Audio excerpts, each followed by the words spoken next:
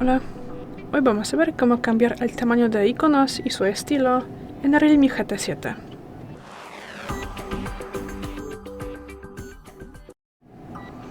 Para esto pasamos a los ajustes y luego abrimos la pestaña fondos de pantalla y estilo.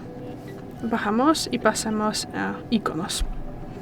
Y bueno, aquí tenemos diferentes estilos y si queremos acceder a más tipos, aquí pulsamos más. Y aquí tenemos más versiones gratuitas. Aquí también podemos personalizarlas según nuestras necesidades. Y bueno, tras eso aquí podemos configurar el tamaño de los iconos y también sus nombres. Y luego para confirmar pulsamos aplicar.